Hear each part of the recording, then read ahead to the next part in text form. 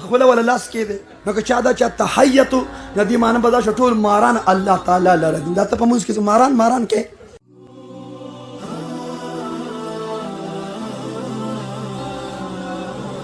ټانډې او پراټې خوري چا چې سختې تیرې کړي دي او سختې برداشت کړي دي هغې نه کړنګېدلي مولیان او پیران جوړ شوي دي ګپ شپ سره نه لګي هر یو څیز مې خوښ دی کړنګېدلي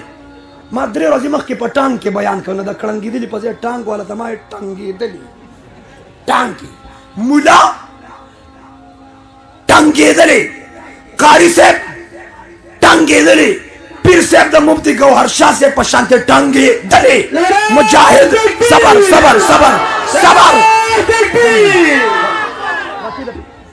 په خپله ولا لاس کې دی توجه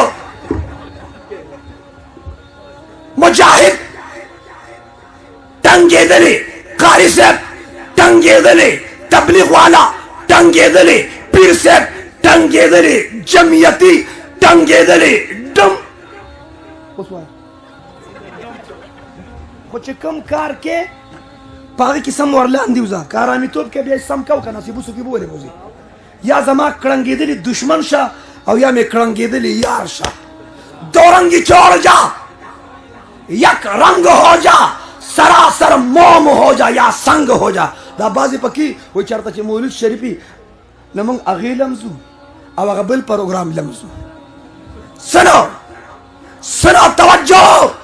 مدرسې په خیرات چلېږي مونږ خیرات خوار مونږ په خیراتونو مولیان شوي مونږ خیرات خواره یو خیرات خواره یو څه یو وایي مولي صاحب مونږ څه یو وایي که مولي صاحب وایي مونږ څه یو په زوره وایي څه یو ملنګ صاحب وایي مونږ خیرات خواره یو بل مولي صاحب وایه کالام والا وایه څه یو مونږ خیرات خواره یو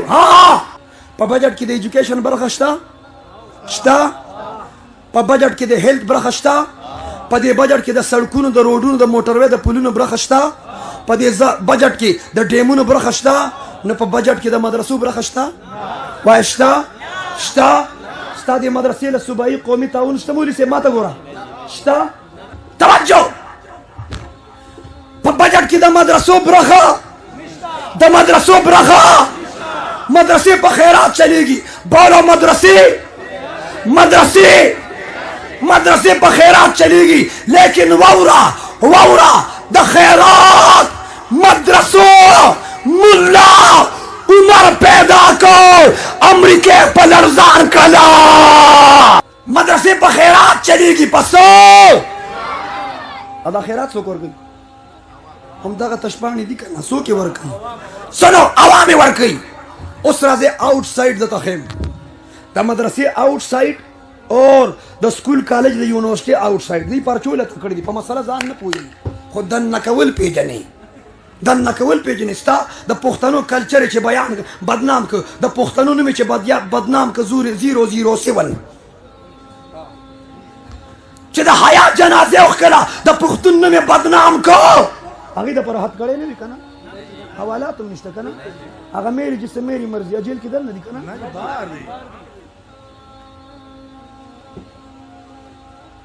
مدرسې په خیرات چلېږي آؤٹ سایډ د مدرسې دا دی جماعتونه کې امامان شته که نشته دا د مدرسې آؤٹ سایډ دی مدرسې امامان ورکړه شته که نشته روجه کې تراو دپاره د قرآن حافظان شته که نشته تراویح ته کوې که شل کوې زما دا ذوق نه دی خو که لږ به وایو هلته دیوبندیان یو که نه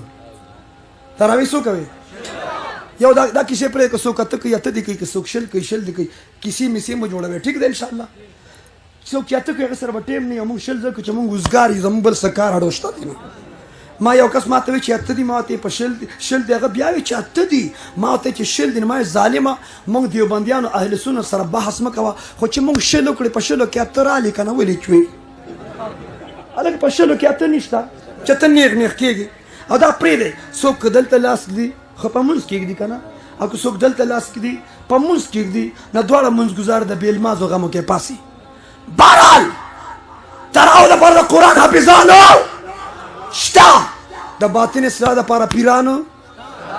د سنتو مطابق زندگی جوړ شي تبلیغیانو اعلی کلمت الله تحفظ دپاره مجاهدینو ما ته د قرآن تجوید وښیي زبر زیر پیش وښیي قاریانو ما یو بابا ته مونځ خو ما ورته بابا وایي التحیاتو هغه ما ته وایي التحیتو زم داسې وایي چې التحیاتو هغه ما ته وایي التحیتو ویم غلط دی وی